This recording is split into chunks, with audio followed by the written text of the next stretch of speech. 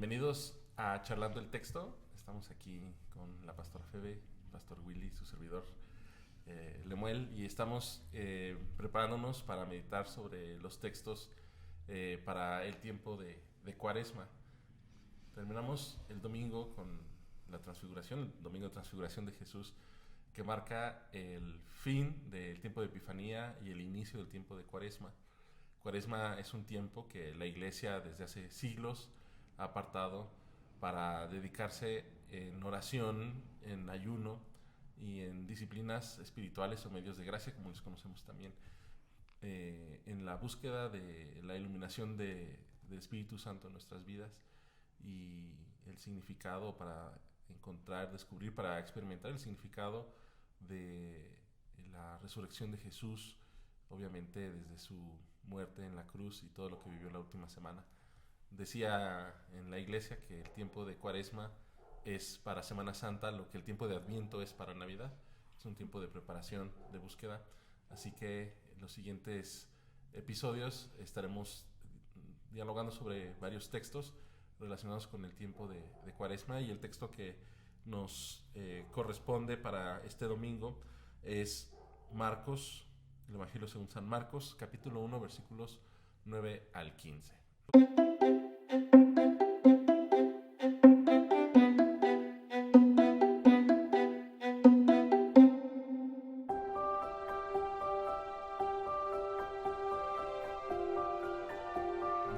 Dice, en estos días llegó Jesús desde Nazaret de Galilea y fue bautizado por Juan en el Jordán.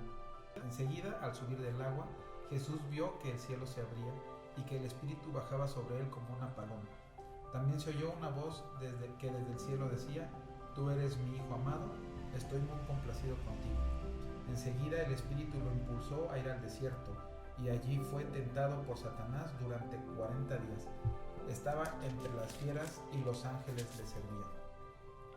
Después de que encarcelaron a Juan, Jesús se fue a Galilea a anunciar las buenas noticias de Dios. Se ha cumplido el tiempo, decía. El reino de Dios está cerca. Arrepiéntanse y crean las buenas noticias.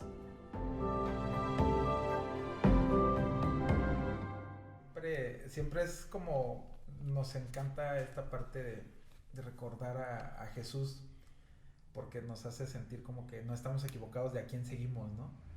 Cuando vemos en su bautismo el mensaje del Padre señalándolo tal cual, ¿no? A él de manera muy precisa y muy clara. Es mi Hijo amado en quien tengo complacencia, y creo que como cristianos nos da mucha tranquilidad saber que vamos por el camino correcto siguiendo al Hijo de Dios en cuanto a su caminar.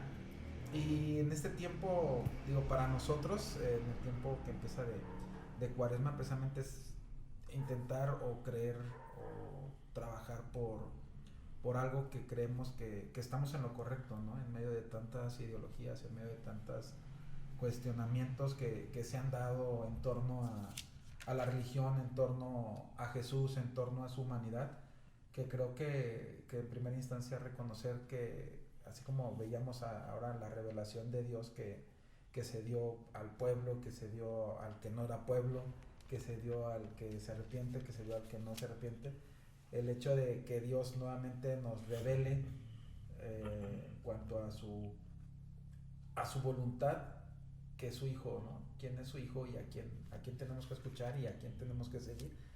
Creo que es una de las principales partes que a mí me da en este sentido, ¿no? Y hablar de la tentación de Jesús, híjole, nos hace ver también como esa parte de, si bien es cierto, Jesús fue Dios en una totalidad, pero también fue hombre. Entonces todas las necesidades que él tenía, que se le presentaron y que pudo haber caído por cualquiera de las opciones que le brindaba el enemigo, también nos da a nosotros entender el hecho de, o sea, si nosotros confiamos y caminamos con él, o sea, podemos resistir, ¿no? las tentaciones, y creo que de ahí puede empezar a partir, ¿no? O sea, reconocer primero a Dios en Jesús y a Jesús en un hombre que me enseña cómo vivir, ¿no? Esa es como mi primera parte de reconocimiento del pasaje. porque a veces es bien complicado recibir o reconocer a Dios como hombre, porque le quitamos como esa deidad, pero Dios estuvo entre nosotros como un hombre al 100% sin perder esa deidad, ¿no? Que nos cuesta mucho trabajo, pero al final esa fue la realidad de ese tiempo. Se quedaron sin palabras después de Sí, no, ya no hay nada más. Dijiste todo. A mí me llama la atención que la primera escena del pasaje es el bautizo de Jesús y la confirmación de Dios hacia Jesús como su hijo muy amado. Y el siguiente versículo lo manda al desierto, ¿no? Para ser tentado por Satanás. Y creo que muchas veces como creyentes pensamos que Dios nos ama tanto que nunca nos va a mandar al desierto, ni vamos a pasar por pruebas, ni tentaciones, ¿no? Que la vida va a ser muy fácil. No creo particularmente que Dios mandara a Jesús al desierto como para castigarlo, ¿no? Como para que sí te amo, pero no te lo creas tanto, ¿no? Sino más bien, aunque Marcos no nos da muchos detalles, ¿no? De la escena de la tentación, creo tal vez para afinar el ministerio de Jesús, cada vez que hablamos de las pruebas, yo pienso en el pasaje de 1 de Pedro, ¿no? Donde dice que la fe se afina con pruebas como el oro con fuego, y que esa fe resulte como resplandeciente, ¿no? Entonces yo me imagino algo así, que la prueba de Jesús en el desierto es para que esa noción quizás de Jesús propia, de ser el Hijo de Dios, quede afianzada, pero también su mesianismo, ¿no? Porque inmediatamente después de eso es cuando Jesús sale a predicar el Evangelio, ¿no? Entonces creo que, y en estilo muy de Marcos, ¿no? Son 3 escenas en un pasaje de 7 versículos, 6 versículos. Nos cuenta lo que los otros evangelios nos cuentan en 20, ¿no? Entonces, creo que yo veo esa progresión, ¿no? En Jesús siendo afirmado como el Hijo de Dios, pasando por esa prueba para afinar o para afianzar su mesianismo, y entonces después sale a predicar el evangelio él mismo, ¿no? Sí, como tal, ¿no? Se convierte en un profeta que anuncia el mensaje del evangelio. Y de esa confirmación en la parte del bautismo, ¿no? Podríamos pensar, o hay estudiosos que dicen ahí, si realmente era una confirmación que Jesús necesitaba. Y más bien es para los que están siguiéndole, ¿no? O los que van a seguirle. Porque de hecho es esta parte, aquí igual Marcos no nos narra esa escena, cuando Juan cuestiona cómo te voy a bautizar, ¿no? Porque en ese momento pues el profeta que ya tenía un recorrido y que estaba evangelizando, que estaba dando las buenas nuevas, hablando, exhortando, pues era Juan. Entonces viene Jesús y es más bien como esa, no un pase de estafeta como tal, pero sí esa confirmación, ¿no? Para todas las personas, lo que decías al principio, ¿no? De confirmar, es Él, hay que seguirlo, o está la expectativa, ¿no? De qué va a suceder a partir de ahora. Entonces es como ya el arranque. Y en cuanto a la tentación, hace unos domingos también en una de las predicaciones se mencionaba este tema de tentación a la que Jesús es expuesto, es decir, es llevado al desierto como para afinar o reflexionar lo que está sucediendo, ¿no? Y lo veíamos hace unos domingos, como está como en el éxito, por así decirlo, la gente está llegando, están sucediendo señales, milagros, curaciones, y pudiera parecer que todo va bien, ¿no? Y Jesús tiene que hacer como ese alto y ser direccionado a enfocar el ministerio. Y creo que a veces nosotros como humanos relacionamos mucho a la tentación con un tema de pecado, ¿no? Como algo que me va a separar de Dios por el pecado. Y hemos visto en este tiempo de preparación que es mucho más profundo, ¿no? Que es más allá de lo que vamos a hacer o dejar de hacer o por donde tenemos que caminar, siento que es la invitación de Dios a esa intimidad con Él, a conocerle, a escucharle y entender, ¿no? Porque el camino de Jesús es el camino de la cruz, ¿no? De pronto nos cuesta trabajo y es más fácil hablar y predicar porque queremos sentirnos amados y protegidos y cuidados. Y es más fácil de hablar de esta confirmación de en ti, eres mi hijo amado, tengo complacencia, pero ¿qué espero de ti, no? ¿Dónde está la obediencia, que es como la otra parte? Y a lo mejor eso que nos están llamando, pues no es algo tan agradable, ¿no? O sea, y Jesús iba a iniciar este camino rodeado de mucha gente, que le iba a festejar muchas cosas, que le iba a aplaudir muchas cosas, pero que de pronto se iba a contrariar en algunas acciones que Jesús va a ir haciendo. Entonces creo que ese tiempo en el desierto es bien importante y como mencionabas, ¿no?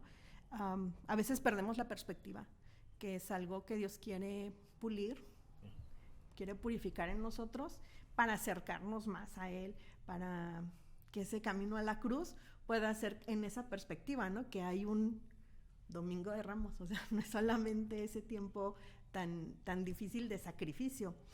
Y en esta parte,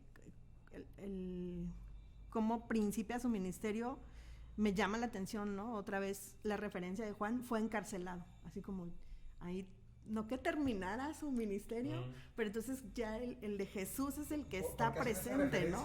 Tan precisa, ¿no? De que algo pasó con Juan, no es como que Juan agarró y le dio la batuta, sino que pasó algo, un suceso más fuerte, algo más, o sea, que privan de la libertad a Juan, ¿no? Para después decapitarlo, pero al final es un suceso que marca el fin de una era, por así nombrarla, ¿no? Y hay una diferencia, ¿no? Entendemos la diferencia que hay entre la predicación de Juan y lo que Jesús empieza a predicar, ¿no? Jesús trae como ese refresh de las buenas nuevas, ¿no? Hay buenas noticias realmente, el reino de Dios se ha acercado, o sea, sí necesitamos corregir, arrepentirnos, pero hay una esperanza y a veces perdemos de vista también esa parte, ¿no? Que o sea, no es que Juan no haya visto esa parte, pero el énfasis de Juan sí estaba en señalar oscuro, ¿no? La parte que cómo se habían separado de lo que Dios les estaba pidiendo, dónde estaba la desobediencia, por qué era tan necesario arrepentirse. Y Jesús va más allá, ¿no? Y haciendo ese énfasis en las buenas nuevas. Entonces, como dices, Marcos, bueno, a mí me gusta mucho, es mi evangelio favorito, pero es muy conciso y va así como paso 1, paso 2, paso 3, pero nos dice mucho, ¿no? En esos 5 o 6 versículos. Yo creo que, o sea, Willy hacía la conexión, ¿no? De este es el Hijo amado, tenemos que seguirlo a Él. Y es una conexión que incluso el leccionario hace, ¿no? Porque el Domingo de Transfiguración es precisamente cuando está Jesús con los grandes profetas y Dios dice, este es mi Hijo amado, escúchenlo a Él, ¿no? Y entonces, al inicio de Cuaresma, y al inicio de nuestra vida cristiana, nos conviene saber a quién estamos escuchando, ¿no? No estamos escuchando a los grandes profetas de la antigüedad, no estamos escuchando a los profetas de la actualidad, como sería Juan el Bautista, ¿no? Sino que estamos escuchando nada menos que al Hijo de Dios, ¿no? Y entonces tenemos que seguirlo a Él. Y algo que mencionabas, Febe, creo que da en el blanco en el tiempo de Cuaresma, porque de por sí la palabra Cuaresma está asociada con el tradicionalismo de la iglesia romana, ¿no? Y a veces como evangélicos nos causa escozor escuchar esa palabra y ya no hablemos de las prácticas espirituales, de arrepentimiento, de ayuno, de penitencia incluso. Pero lo que decías es que el desierto no es porque Jesús tuviera algo de qué arrepentirse, no es que tuviera algún pecado, que tuviera que ponerse a cuentas con Dios o que estuviera siendo tentado, ¿no? Evidentemente esa tentación pues era la posibilidad de que Jesús pudiera pecar, pero no era como un castigo.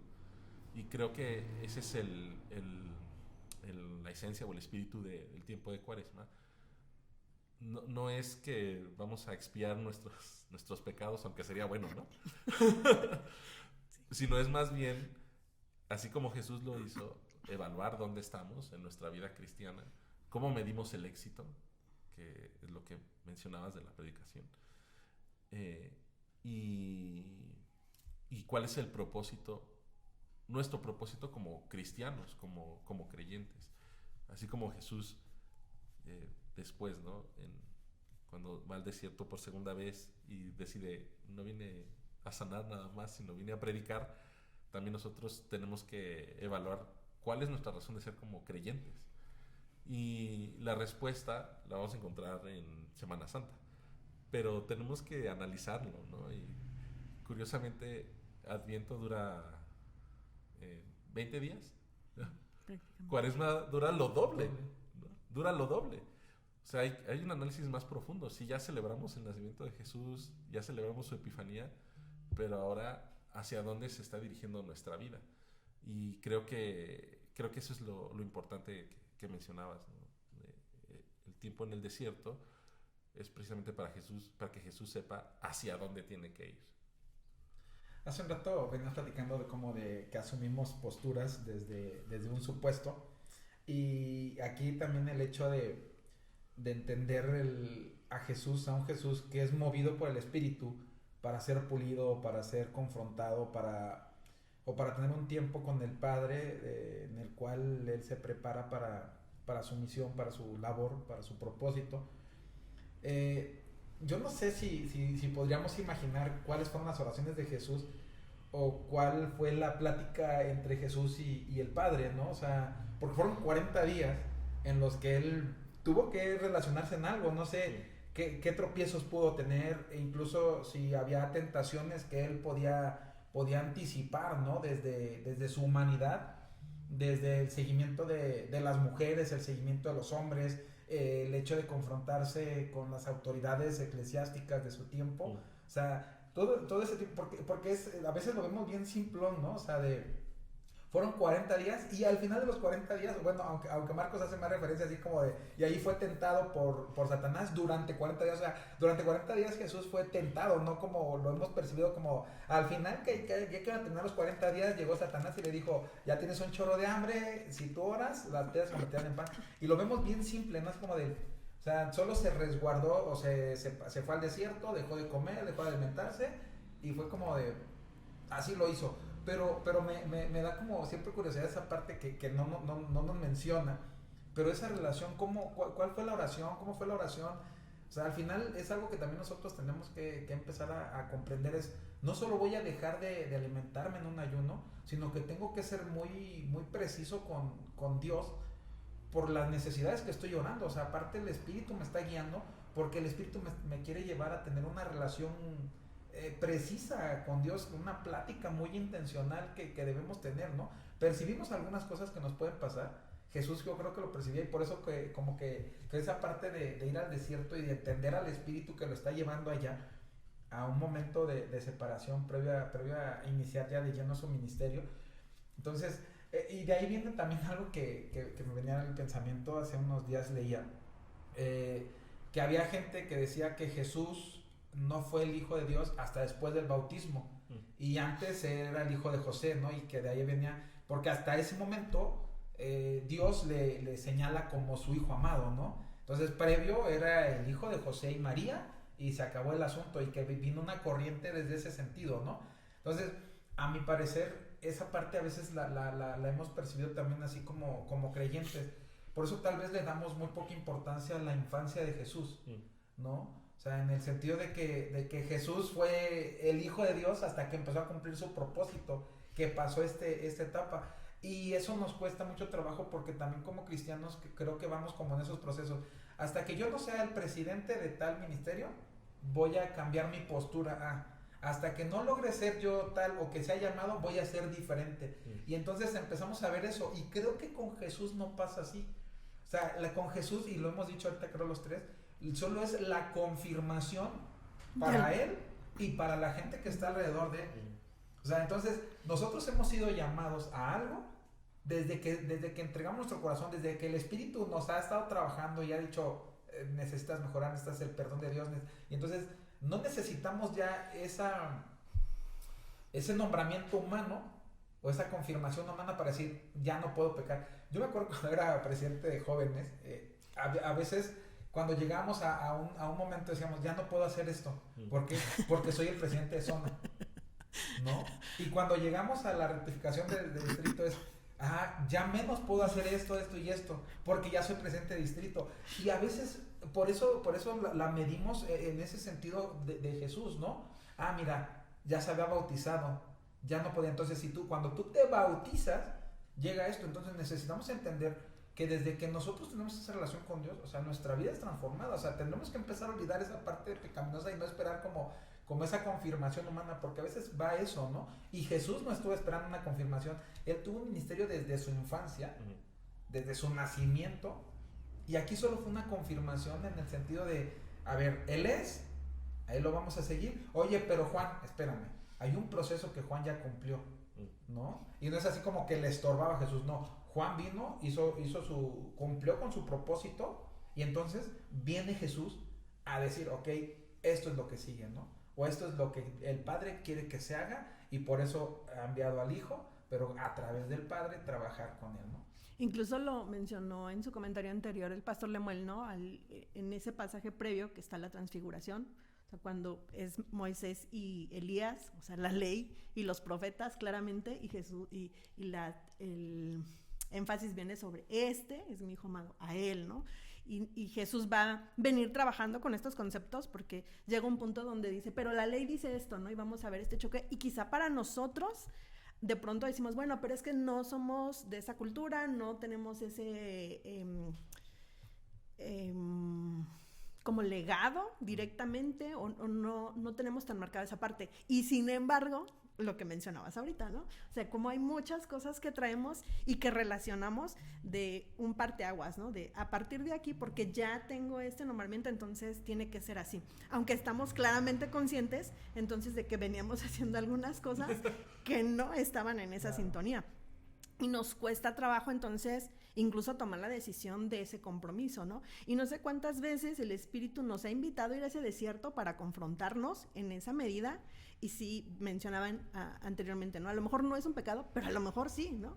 De un pecado oculto, un pecado que no es escandaloso, pero alguna actitud, alguna situación, una raíz en el corazón que no agrada a Dios y que va a impedir que el propósito para el que me esté llamando finalmente se cumpla, ¿no? Entonces hay que trabajar esa parte, y leía en esta parte de cuando es ese momento de la transfiguración, ¿no? Que a veces Marcos lo escribe y entendemos que es la descripción que Pedro está haciendo, ¿no? Y dice esa luz resplandeciente en ese momento.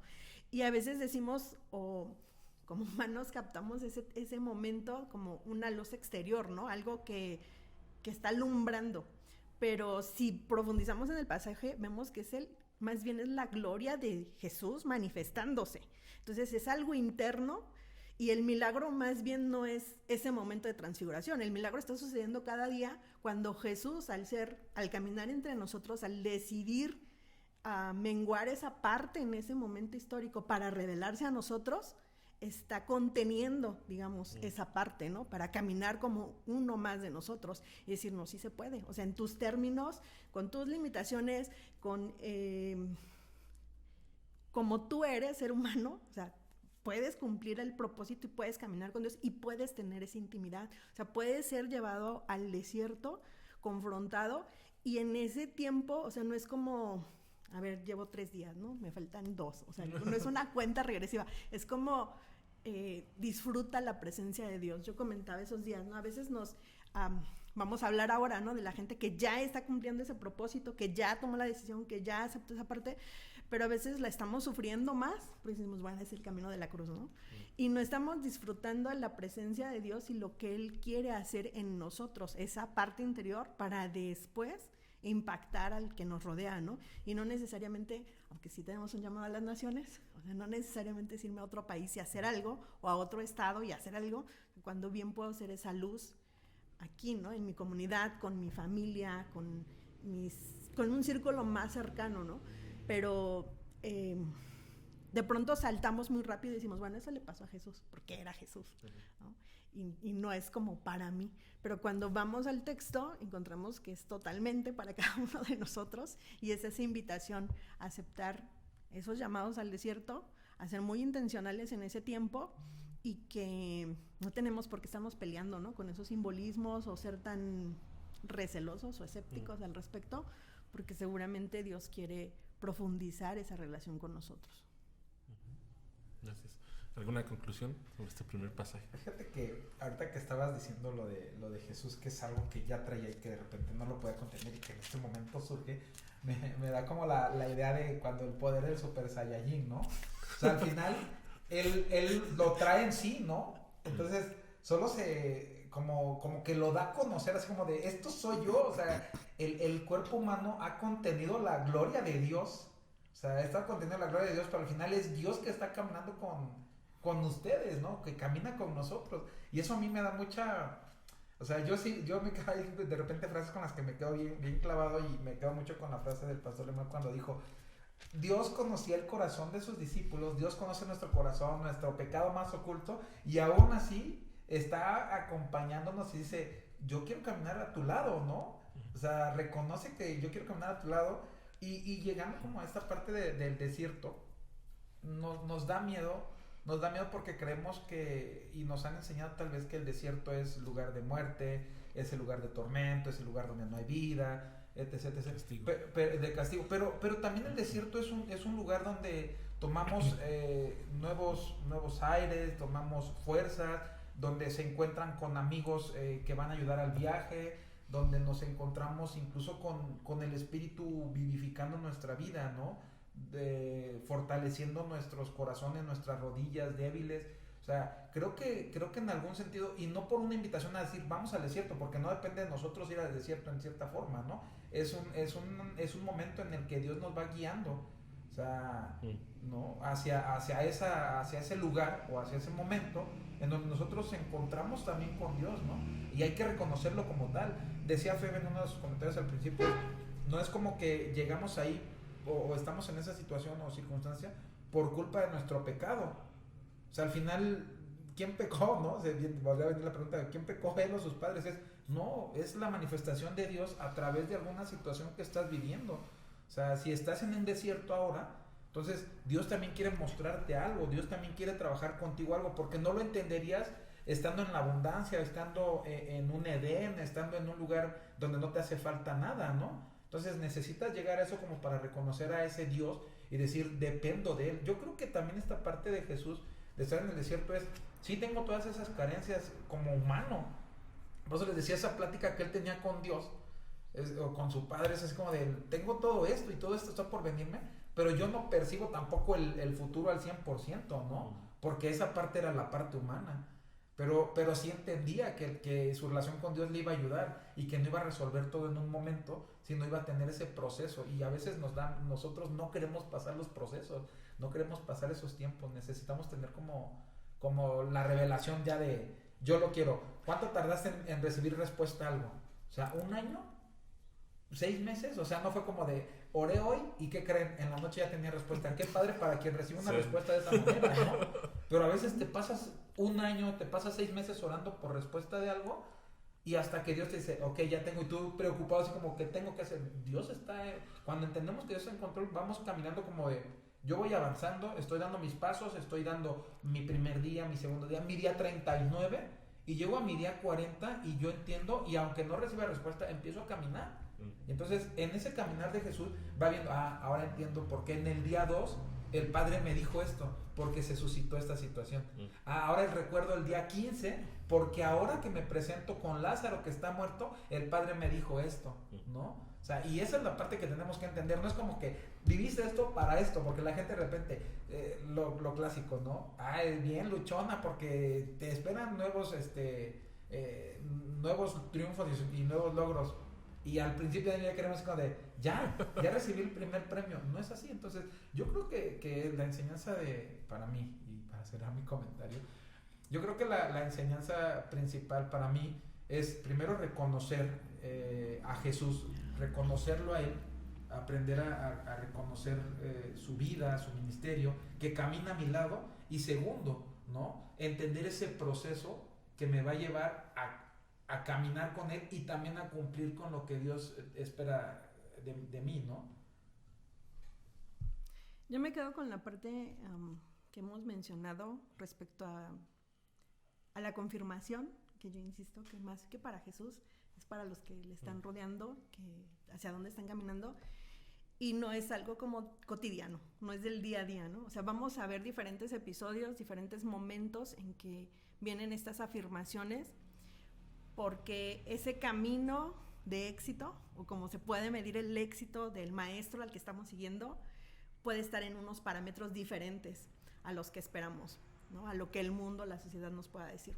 Entonces creo que de tanto en tanto los discípulos, los más cercanos, los que estaban ahí en el día a día, en ese camino del desierto de la cruz, podrían tener dudas respecto al futuro, ¿no? Pero ¿y esto exactamente a dónde nos va a llevar, no? O sea, si hay gente que nos sigue, si hay gente que viene, que está haciendo, vemos milagros, vemos esto, y de pronto Jesús tiene que hacer altos y decir, a ver, ¿cómo está tu fe? O sea, porque sí están sucediendo cosas, pero cuando a ti te toca hacerlas, como que no sucede tanto, ¿no? Entonces, ¿qué está pasando? Y hay como pausas, por así decirlo, como momentos determinantes donde viene este tipo de confirmaciones de, sí, Él es el Hijo, y como Dios en su misericordia y en su amor, o sea, nos permite, sabe, ¿no? Que necesitamos ese desierto, pero también como ese manantial refrescante para animarte a que esa buena nueva es real, ¿no? Ese futuro, o sea, que podemos verlo parcialmente, por así decirlo, me permite esa expresión. No tenemos como toda la perspectiva de qué es lo que Él está preparando, ¿no? Porque hoy creemos que no está en una cruz, está intercediendo por nosotros, está sentado a la diestra del Padre. Entonces, lo decimos, pero realmente lo tenemos presente, lo visualizamos, es nuestra esperanza, o sea, ahí en la prueba, en la dificultad, en el momento de duda, de para dónde me voy, para dónde sigo, realmente me anima a eso. Entonces creo que esos momentos, esas pinceladas donde viene esa confirmación, obviamente es guiando al Hijo, porque es el maestro que está enseñando para dónde va el ministerio, pero también las personas que lo rodean, ¿no? El sentirse animados y decir, sí es por aquí, aunque, o sea, se ve muy cuesta arriba la montaña, pero sí vamos bien, ¿no? Yo agregaría nada más un poco que esta primer prueba en el desierto es el Espíritu quien impulsa a Jesús, ¿no? A ir al desierto. Pero la segunda vez que Jesús va al desierto, Él decide ir, ¿no?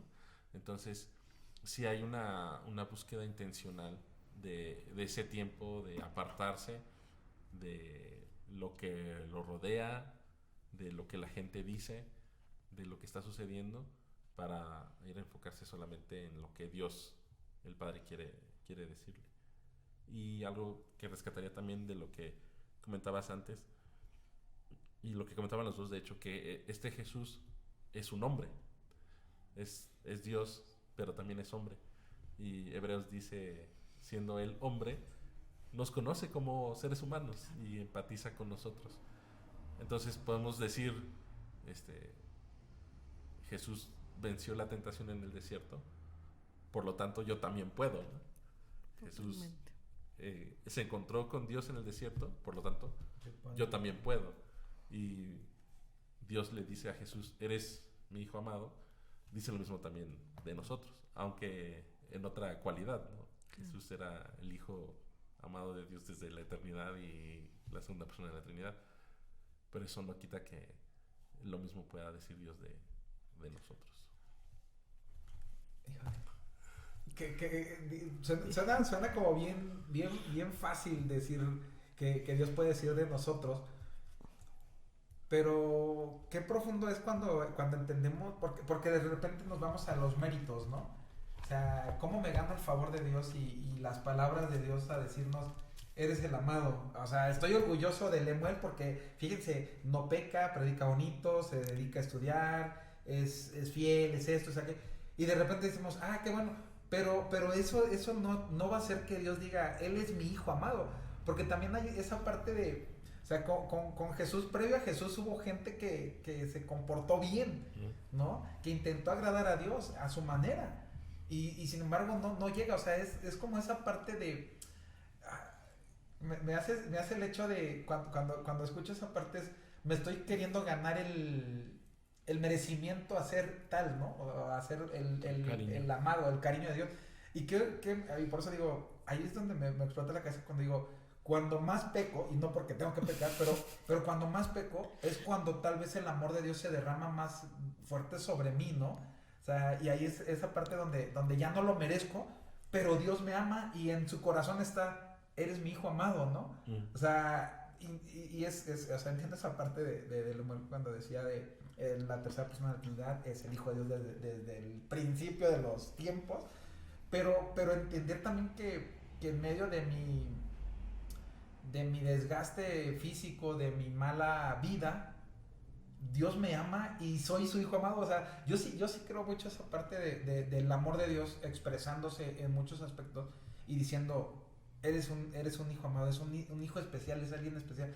Y me encanta, ¿no? Esa parte, ahora en este sentido, porque yo bien decía Lemuel, puedo estar en el desierto, puedo estar incluso porque lo merezco, ¿no? Ni siquiera porque soy guiado por el Espíritu, sino porque mi vida me encaminó a un desierto espiritual, ¿no?